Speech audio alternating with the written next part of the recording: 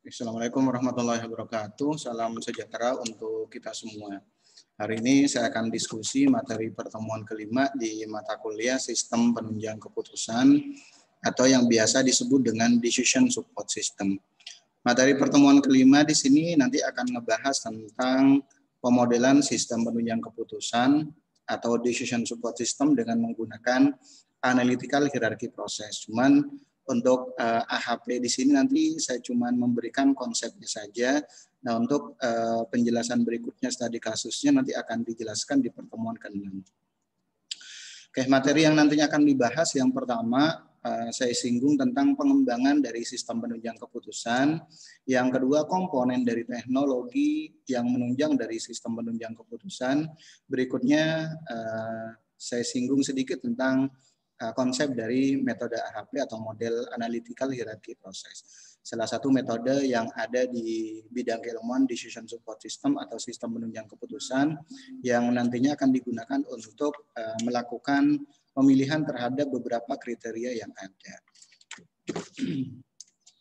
Oke, saya bahas terlebih dahulu tentang pengembangan sistem penunjang keputusan.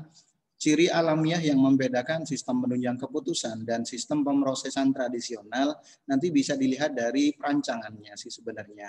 Perancangan dari aplikasi tersebut atau perancangan dari sistem tersebut. Yang membedakan antara SPK dengan sistem pemrosesan tradisional atau yang biasa disebut dengan OLTP. Perbedaannya adalah nanti bisa dilihat dari perancangannya. Kenapa? Karena tidak ada teori pengambilan keputusan yang komprehensif dan kondisi yang dihadapi pengambil keputusan sering berubah secara cepat. Kalau kita masih menggunakan pemodelan tradisional atau pendekatan tradisional ini akan agak sulit gitu. Karena contohnya yang diinginkan oleh pihak manajemen, contohnya sekarang mereka butuh data yang seperti ini contohnya. Nah, untuk besok belum tentu data yang dipakai hari ini akan dibutuhkan lagi untuk besoknya. Belum lagi untuk hari lusa dan seterusnya. Ini yang salah satu yang membedakan antara sistem penunjang keputusan dengan sistem yang arahnya ke OLTP atau Online Transaction Processing. Biasa disebut dengan sistem tradisional. Pendekatan pengembangan sistem penunjang keputusan. Yang pertama ada analisis sistem, tetap ada yang namanya tahap analisis sistem. Yang kedua ada perancangan interaktif. Perancangan interaktif, selanjutnya yang ketiga baru nanti ada yang namanya sistem adaptif. Oke, ini kurang lebih untuk pendekatan pengembangan sistem dari penunjang keputusan itu sendiri. Saya bahas yang pertama kali tentang analisis sistem. Analisis sistem, kebanyakan dari peralatan dan pendekatan untuk analisis sistem didasarkan pada asumsi bahwa sistem komputer akan mempunyai proses yang terdefinisi. Kasarnya seperti kalau kita lihat proses, kalau berbicara tentang sistem, biasanya yang digunakan untuk analisis biasanya kan diagram alir. Oke, karena sifat aslinya sistem penunjang keputusan membutuhkan proses yang bebas dari asumsi tersebut. Oke, setidak-tidaknya nanti bisa mengakomodir sistem yang mempunyai proses terdefinisi, cuman harus kita kembangkan. Karena kadang yang dibutuhkan oleh pihak manajemen itu tidak semerta-merta sesuai dengan alur yang ada gitu. Makanya kita harus develop lagi, harus menambahkan fitur-fitur tambahan. Minimal contohnya pas di report atau laporan atau contohnya variabel-variabel yang ada gitu. Jadi berikan keleluasaan pihak manajemen untuk melakukan perubahan atau untuk mendefinisikan variabelnya kalau memang ada tambahan-tambahan variabel yang ada. Oke, pendekatan yang umum digunakan biasanya pendekatan ROMC atau yang biasa disebut dengan representation, selanjutnya operation, memory aid, control mechanism, dan yang memiliki komponen-komponen berikut. Yang pertama representasi. Representasi di sini contohnya seperti gambar, grafik, bagan atau angka dan sebagainya. Ini biasanya terkait dengan report. Representasi di sini terkait dengan laporan contohnya. Laporan yang ada kalau bisa tidak hanya ditampilkan dalam bentuk angka, kalau bisa ditampilkan dalam bentuk grafik atau contohnya dalam bentuk bagan atau gambar. Ini akan lebih mempermudah pihak dari manajemen itu sendiri. Selanjutnya operasi. Operasi di sini terkait dengan operasi analisis atau nanti terkait dengan operasi manipulasi terhadap data yang ada. Selanjutnya bantuan memori. Kalau berbicara tentang bantuan memori berarti yang dibutuhkan adalah database. Database di sini berarti nanti akan digunakan untuk menyimpan data. Selanjutnya mekanisme kontrol, contohnya seperti fungsi, selanjutnya pesan kesalahan, perintah bantuan, itu harus ada nanti di aplikasi yang akan dibuat oleh developer itu sendiri terkait dengan sistem penunjang keputusan. Jadi kalau berbicara tentang analisis sistem, setidak-tidaknya nanti komponen-komponen yang harus ada, yang pertama representasinya, ini terkait dengan biasanya kebanyakan reportnya, selanjutnya operasinya, operasi analisis dan manipulasi, selanjutnya database-nya dan fungsi, atau contohnya kalau nanti ada kesalahan, contohnya inputannya harus menggunakan angka, tidak boleh menggunakan huruf. Oke, ini harus ada contohnya, dalam artian ada feedback, atau contohnya ada warning atau pesan kesalahan. Yang kedua, perancangan interaktif. Rancangan sistem penunjang keputusan harus memungkinkan untuk mengubahnya saat cepat dan mudah. 4 tahap dalam proses pengembangan sistem, biasa, menganalisa, perancangan, selanjutnya ngedevelop atau membangun dan penerapan. Dikombinasikan ke dalam satu tahap tetapi dengan perulangan. Oke. Makanya tadi seperti yang tadi sudah saya sampaikan, berikan keleluasaan pihak manajemen untuk contohnya melakukan tambahan fitur-fitur yang dia butuhkan contohnya. Atau contohnya minimal untuk report kalau bisa jangan dibatasin. Yang dibatasin contohnya minimal contohnya ada per periodenya. Atau nanti bisa difilter dengan menggunakan cara lain. Partisipasi pihak pemakai sangat berperan tentunya nanti. Yang ketiga ada sistem adaptif. Merupakan sistem adaptif yang terdiri dari ketiga tingkatan teknologi. Ada tingkat teknologi yang 3 tingkat teknologi dari sistem penunjang keputusan. Selanjutnya dioperasikan oleh semua peran dengan teknologi yang disesuaikan dengan perubahan waktu. Pendekatan ini menekankan pada perancangan komponen SPK yang dapat dikonfigurasi ulang setiap kali ada perubahan pada lingkungan yang ada. Jadi ada istilah konfigurasi ulang atau contohnya ada penambahan fitur-fitur yang dibutuhkan oleh pihak manajemen itu sendiri. Selanjutnya saya bahas tentang komponen teknologi. Kalau berbicara tentang komponen teknologi, SPK digunakan untuk merancang komponen teknologi. Untuk membangun SPK yang efektif, yaitu dengan merancang kapabilitas perangkat keras dan perangkat lunak bagi manajemen dialog. Jadi nanti bagaimana caranya mengkombinasikan antara hardware dan software. Tentunya nanti ada yang namanya manajemen dialog. Tentunya untuk kalau berbicara tentang manajemen dialog berarti interface-nya, tampilan yang nantinya akan disajikan ke pengguna. Pendekatan alternatif struktur data berdasarkan fungsi manajemen data, serta merancang model analisis dalam pengambilan keputusan yang digunakan oleh SPK itu sendiri. Oke, tentang manajemen dialog, komponen dialog suatu SPK adalah perangkat keras dan perangkat lunak yang memberikan sarana interface. Berarti kalau berbicara tentang manajemen dialog, berarti interface-nya atau tampilan antarmukanya antara pemakai dengan SPK itu sendiri. Komponen dialog menyajikan output SPK pada pemakai dan mengumpulkan input ke dalam SPK. Jadi mulai dari input, selanjutnya nanti ada yang namanya output. Oke. Inputan yang contohnya harus diisi oleh si pengguna dan output yang nantinya akan disajikan ke pengguna. Beberapa jenis gaya dialog, contohnya dialog tanya jawab, contohnya lagi dialog perintah, dialog menu, dialog form, masukan atau keluaran, dialog masukan dalam konteks keluaran dan yang lain-lainnya. Intinya interface-nya. Oke, contoh seperti yang ada di depan ini, contoh manajemen dialog. Sistem pendukung keputusan dengan menggunakan metode elektrik, contohnya. Di sini ada yang namanya kriteria dan alternatif.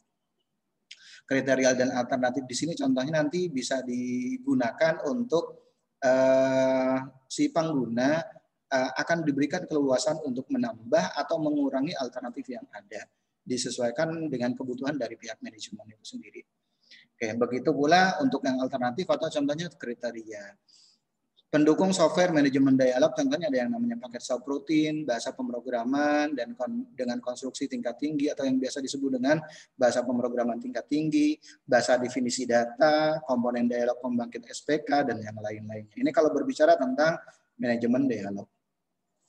Contoh implementasinya seperti yang ada di depan ini, sebelum nanti ada perhitungan, sebelum nanti ada yang namanya tampilan yang nantinya akan disajikan ke pengguna, biasanya ada form inputan.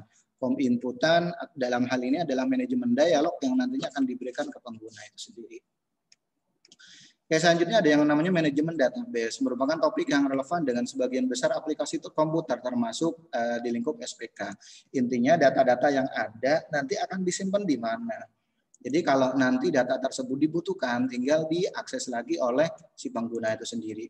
Database merupakan persyaratan untuk merancang SPK yang efektif agar dapat menyederhanakan pengumpulan dan pemeliharaan data yang digunakan oleh SPK, membatasi fungsi-fungsi pengolahan yang dibutuhkan, selanjutnya menyederhanakan perancangan SPK, dan selanjutnya mengeliminasi performansi yang tidak perlu. Ini kurang lebih untuk manajemen dialog, tujuan dari manajemen dialog. Selanjutnya meningkatkan kemampuan penggunaan data secara kolektif. Oke. Selanjutnya tentang manajemen database, ini berbicara tentang sistem manajemen database dan model data tentunya. Model data berarti kumpulan struktur data, kumpulan operasi yang ada di model data itu sendiri. Selanjutnya kumpulan aturan atau kendala. Tentang model data, pengembangan komponen manajemen database akan terjadi pemilihan satu atau lebih model data, tergantung model data yang nantinya akan digunakan. Model data itu apa? Metode penyajian. Berarti sebelum nanti diimplementasikan ke dalam software DBMS, metode penyajian, pengolahan, penyimpanan, dan penanganan data dalam suatu komputer.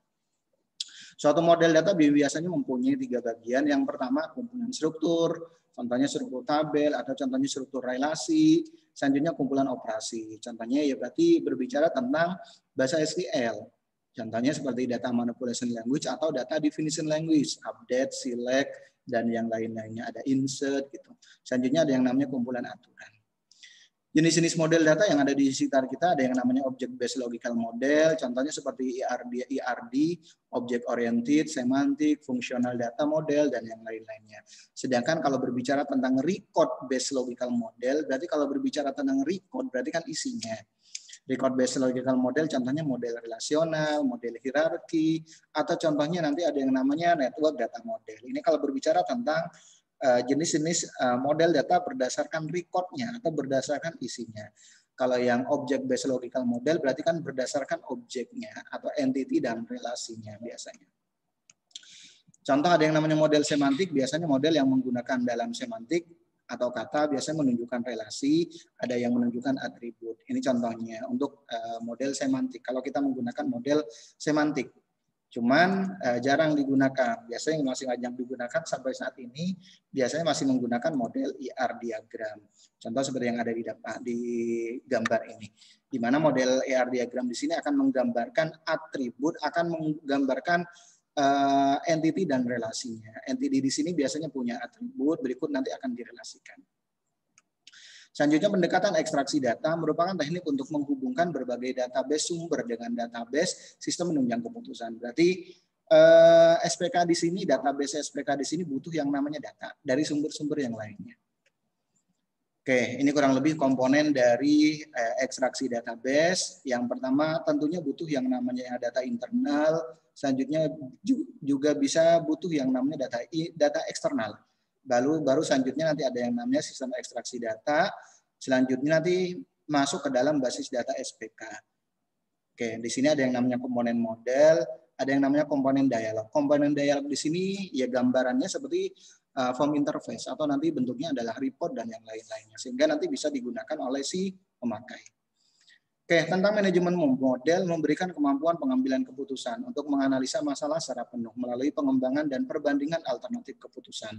Beberapa kapabilitas yang dibutuhkan pemodelan dalam SPK, contohnya interface-nya, selanjutnya tampilan antar mukanya, formnya, gitu. Selanjutnya reportnya, kontrolnya, selanjutnya flexibility-nya, selanjutnya ada yang namanya feedback. Feedback di sini contohnya kalau ada kesalahan, setidak-tidaknya ada warning dari sistem itu sendiri. Oke, basis model terdiri dari beberapa model permanen, model khusus, model untuk mendukung keputusan strategis, taktis, dan operasional, serta model untuk mendukung berbagai pendekatan analisis. Ini kalau berbicara tentang basis model. Nanti semuanya akan disimpan di model basic management system yang analog dengan biasanya akan disimpan dalam bentuk database management system atau nanti akan disimpan dalam bentuk database. Tergantung kita menggunakan database-nya seperti apa. Apakah menggunakan yang berbayar atau yang free. Ini untuk yang basis model. Oke, pengembangan arsitektur SPK, fungsi yang diperlukan SPK adalah dialog. Intinya ada komunikasi, misalnya gitu. Database dan pemodelan. Integrasi komponen SPK secara efektif adalah penting ditinjau dari segi penggunaan, biaya, performance, kemampuan beradaptasi, dan keandalannya. Oke, ada 4 arsitektur yang bisa digunakan, contohnya ada arsitektur jaringan, arsitektur jembatan, arsitektur berlapis, dan arsitektur menara. Ini kalau berbicara tentang pengembangan arsitektur yang ada di SPK itu sendiri. Oke, contoh pengembangan SPK, strategi pengembangan IKM, contohnya industri kecil menengah. Pengembangan industri nanas kaleng mempertimbangkan berbagai aspek produksi, pemasaran, ekonomi, finansial, sosial, dan lingkungan, di mana industri tersebut akan dikembangkan. Pengembangan industri nanas kaleng yang termasuk dalam kelompok industri kecil menengah bergantung pula pada arah, strategi, dan kebijakan pemerintah pusat dan daerah terhadap pengembangan IKM tersebut. Contoh berikut gambaran input dan output dari pengembangan IKM. Kayak inputannya contohnya ada beberapa karakteristik, contohnya karakteristik komoditasnya atau produk, karakteristik pasar, pilihan teknologi, karakteristik proses, bahan baku, dan yang lain-lainnya. Selanjutnya outputnya program pengembangan produk, spesifikasi produk, dan yang lain-lainnya. Ini yang nantinya butuh yang namanya aplikasi contohnya, atau nanti arahnya ke sistem perangkat. Oke, sehingga nanti akan muncul contohnya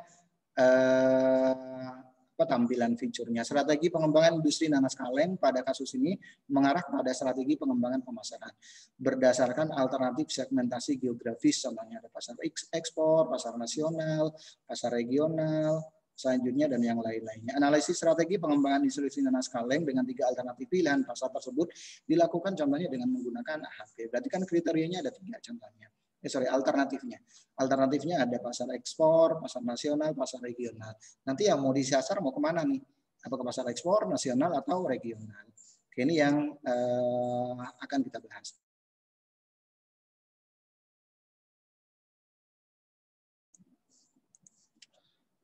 Oke, untuk memudahkan perhitungan digunakan software Criterium Decision Plus, atau contohnya bisa menggunakan software yang lainnya. Oke, bisa nanti contohnya seperti yang ada di depan ini. Ini contohnya untuk yang alternatifnya. Strategi pengembangan IKM nanti untuk karakteristiknya atau atribut-atributnya, kriterianya ada beberapa kriteria, 1, 2, 3, 4, 5, 6, 7, 8, 9 kriterianya. Selanjutnya alternatifnya ini. Oke, ini kalau berbicara tentang hierarki dari pemodelan yang ada di AHP. Goalnya adalah strategi pengembangan IKM, kriterianya ini, selanjutnya alternatifnya ini. Nanti lebih cenderung kemana? Ini kalau kita menggunakan software contohnya Criterium Decision Plus contohnya. Oke, selanjutnya nanti akan muncul yang namanya grafik keputusan strategi pengembangan IKM dari grafik yang ada. Contohnya ternyata lebih cenderung ke pasar ekspor kalau dibandingkan dengan pasar nasional dan pasar lokal. Kayak berikutnya saya bahas konsep dari metode AHP. Tentang metode AHP merupakan metode pengambilan keputusan yang melibatkan sejumlah kriteria dan alternatif. Seperti yang tadi saya contohkan. Ada beberapa kriteria dan alternatif. Kalau tadi kan ada 9 kriteria, alternatifnya ada 3. Yang dipilih berdasarkan pertimbangan semua kriteria terkait. Kriteria memiliki derajat kepentingan yang berbeda-beda, demikian pula halnya alternatif memiliki preferensi yang berbeda menurut masing-masing kriteria yang ada. Salah satu keandalan AHP adalah dapat melakukan analisis secara simultan.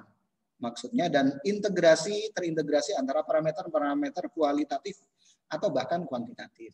Ini keunggulan dari metode AHP. Jadi parameter atau kriteria yang ada nanti tinggal disambungkan dengan semua alternatif yang ada. Artinya kriteria ataupun alternatif nanti akan bisa dikorelasikan atau bisa disambungkan. Perbedaan antara model AHP dengan pengambilan keputusan lainnya terletak pada jenis inputnya. Model-model yang sudah ada pada umumnya memakai input yang kuantitatif atau berasal dari data sekunder. Otomatis model tersebut hanya dapat mengolah hal-hal kuantitatif pula. Beda halnya dengan AHP yang bisa mengolah data dalam bentuk kualitatif atau nanti kuantitatif. Cuman kalau yang kualitatif nanti harus dikonversi sebenarnya. Kayak prinsip pokok dari AHP kurang lebih yang pertama harus menyusun hierarki. Baru selanjutnya menentukan prioritas. Baru selanjutnya nanti menghitung konsistensi rasio. Menyusun hierarki nanti akan muncul yang namanya model keputusan. Yang pertama biasanya hierarki paling tinggi adalah goal-nya. Di bawahnya nanti ada yang namanya kriteria. Selanjutnya di bawahnya lagi kita breakdown, ada yang namanya alternatif. Sehingga terbentuk model keputusan. Selanjutnya menentukan prioritas, kita bisa menggunakan nanti konsep pairwise comparison. Selanjutnya menghitung konsistensi rasio atau yang disebut CR ini digunakan untuk mengukur konsistensi. Oke, kurang lebih struktur dari AHP seperti yang ada di depan ini. Yang pertama goalnya atau sasarannya, yang di bawahnya lagi ada yang namanya kriteria. Kriteria 1, 2, 3 sampai kriteria N. Atau nanti kalau memang ada sub kriteria dari masing-masing kriteria, kita bisa breakdown lagi. Baru selanjutnya alternatif. Selanjutnya alternatif inilah yang nantinya akan disimultankan ke masing-masing kriteria. Di AHP ada yang namanya skala perbandingan, skala konversi AHP. Mulai dari contohnya 1 sampai 9. Baik itu nanti ke kiri atau nanti ke kanan. Skala AHP digunakan setelah proses perhitungan atas olahan masukan jawaban dari sejumlah responden. Nilai yang dimasukkan merupakan hasil konversi pengolahan nilai perhitungan matematis sebanyak nilai inversi jumlah olahan kuesioner atas masukan dari responden. Biasanya kebanyakan adalah bentuk datanya yang bisa kita gunakan adalah responden biasanya untuk metode pengumpulan datanya. Skala penilaian AHP karena ada skala A dan skala B, skala konversi AHP ada A dan ada B, nanti ada skala penilaian AHP. 1, contohnya definisinya sama penting, penjelasannya kedua aktivitas menyumbangkan sama pada tujuan. Kalau 3 agak lebih penting, yang 1 atas lainnya, 5 cukup penting, 7 sangat penting, selanjutnya 9 kepentingan yang ekstrim. 2, 4, 6, 8 nilai tengah di antara dua nilai keputusan yang berdekatan. Oke, langkah-langkah metode AHP yang pertama yang harus dilakukan adalah mengidentifikasi masalah. Yang kedua, menyusun hierarki. Yang ketiga, nanti kita bisa membuat yang namanya metrik. Yang keempat, melakukan perbandingan berpasangan. Kelima, menghitung nilai vektor eigen untuk setiap matrik. Contohnya, selanjutnya menghitung konsistensi rasio. Konsisten jika konsistensi rasionya lebih kecil dari 0,1. Oke, untuk melakukan perbandingan berpasangan nanti bisa menggunakan NX, selanjutnya N-1 bagi 2. Oke, penataan keputusan masalah tersebut dalam bentuk hierarki mencakup penguraian masalah keputusan menjadi elemen-elemen sesuai dengan karakteristik umum dan pembentukan model hierarki yang memiliki tingkat yang berbeda. Setiap tingkat dalam hierarki sesuai dengan karakteristik umum elemen dalam tingkat tersebut. Tingkat paling atas adalah fokus atau goalnya dari masalah. Tingkat menengah sesuai dengan kriterianya dan subkriteria. Sedangkan level terendah biasanya alternatif keputusan. Ilustrasi keputusan sederhana permasalahan untuk memilih rumah terbaik diawali dari paling atas, tingkatnya adalah goal, fokusnya, rumah terbaik untuk dibeli. Selanjutnya tujuannya ditandai dengan kriteria dan tingkat kedua menunjukkan gambaran kriteria diantaranya adalah harga, lokasi, dan usia. Ini untuk yang kriterianya. Seorang dapat berpikir tentang pengelompokan kriteria lebih lanjut jika diperlukan. Misalnya lokasi mungkin akan dibagi menjadi fasilitas transportasi, hiburan, fasilitas rumah sakit, dan yang lain-lainnya. Kalau memang nanti mau di breakdown. Oke, tingkat terakhir merupakan alternatif yang menggambarkan pilihan atas rumah yang berbeda di antara satu atau beberapa yang harus dipilih. Gambaran model SPK sederhana, contohnya rumah terbaik, kriterianya ada 3, ada price, location, dan usia. Pilihannya alternatifnya ada H1, H2, dan H3. Host 1, host 2, dan host 3.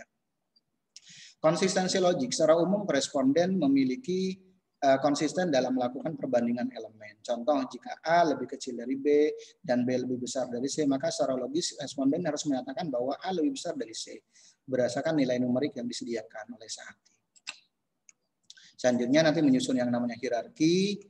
Oke, so kita buat yang namanya kriteria dan subkriteria, contohnya kalau memang diperlukan. Ini contohnya kalau untuk yang untuk hierarki yang terbangun, contohnya yang kita cari adalah daya saing produk. Contohnya kriterianya ada kelembutan, daya serap, harga, ukuran, desain, dan integritas. Selanjutnya ada subkriteria contohnya. Baru yang berikutnya adalah alternatif yang paling bawah. Oke, contoh lain memilih universitas, kriterianya ini. Alternatifnya ada universitas A, B, dan C. Oke, selanjutnya memilih komputer rumah. Langkah kedua membuat perbandingan berpasangan atau yang biasa kita buat yang namanya metrik. Dalam langkah ini unsur-unsur tingkat tertentu dibandingkan berdasarkan berpasangan sehubungan dengan spesifikasi elemen di tingkat atas. Sebuah metrik perbandingan dibentuk dan digunakan untuk menghitung prioritas elemen yang sesuai. Oke. Pertama, kriteria dibangun dibandingkan berdasarkan dengan mengacu ke tujuan. Sebuah perbandingan metrik dinotasikan sebagai A. Akan dibentuk dengan menggunakan perbandingan masing-masing entry A buka kurung IJ. Dari matrik tersebut dibentuk membandingkan elemen baris dan kolom prinsipnya. Selanjutnya membuat perbandingan berpasangan. Perbandingan dari dua kriteria CI dan CJ, katakanlah harga dengan lokasi sehubungan dengan tujuan dibuat menggunakan pertanyaan dari jenis dua kriteria. Dan CJ lebih penting sehubungan dengan rumah terbaik dari dan beberapa banyak lagi contohnya. Oke, selanjutnya menentukan prioritas, membuat perbandingan berpasangan, yaitu elemen-elemen dibandingkan berpasangan terhadap suatu kriteria tertentu. Biasanya menggunakan metrik perbandingan. Contoh seperti ini. Kriteria 1, selanjutnya ada alternatif. Oke. Yang ketiga, prioritas lokal dan konsistensi perbandingan. Setelah matrik dibangun, dibandingkan atas kriteria terfokus dengan tujuan yang telah ditetapkan, prioritas lokal kriteria diperoleh dan konsistensi penilaian ditentukan. Oke, nanti kita bisa menggunakan mencari W ijennya utama dari matrik A. Prioritas lokal dan konsistensi perbandingan ketika vektor W normal itu menjadi vektor prioritas dan dari kriteria sehubungan dengan tujuan. Selanjutnya, lambda max adalah nilai ijen terbesar dari matrik A dan W. Vektor ijen yang terkait hanya berisi masukan positif. Oke, selanjutnya konsistensi matrik dapat ditentukan oleh ukuran yang disebut dengan konsistensi rasio yang didefinisikan sebagai berikut. CR diperoleh dari CI bagi RI. Yang selanjutnya, di mana konsistensi indeks disebut indeks konsisten dan random index. Indeks acak CI didefinisikan sebagai berikut. CI diperoleh dari lambda max minus N dibagi N minus 1. Nanti untuk perhitungannya. Oke, selanjutnya nanti memberikan rata-rata konsisten nilai RI secara acak oleh metrik yang dihasilkan. Oke, nilai RI di sini untuk metrik yang berbeda ukuran yang ditujukan berdasarkan jumlah elemen. Jika CR dari matrik lebih tinggi, itu berarti bahwa masukan penilaian tidak konsisten dan karenanya tidak dapat diandalkan. Secara umum rasio konsisten kurang dari 0,1. Ini untuk yang skala semantik yang digunakan oleh HP. Oke, selanjutnya ada rata-rata metrik acak yang nantinya akan kita gunakan mulai dari 1 sampai 10 untuk menghitung RI-nya. Oke. Berikutnya langkah keempat, agregasi prioritas lokal. Nanti bisa menggunakan contohnya rumus seperti yang ada di depan ini. Menggunakan rumus contohnya kalau kita untuk agregasi contohnya kita akan menghitung contohnya jumlah rumah ideal dari beberapa rumah yang ada. Ini kurang lebih langkah-langkah yang ada di metode HP. Konsepnya kurang lebih seperti ini. Nanti akan saya bahas untuk implementasinya atau studi kasusnya akan saya bahas di materi berikutnya. Mohon maaf, demikian penjelasan dari materi pertemuan kelima ini. Mohon maaf kalau ada kata-kata yang kurang berkenan. Saya akhiri, assalamualaikum warahmatullahi wabarakatuh dan salam sejahtera untuk kita semuanya.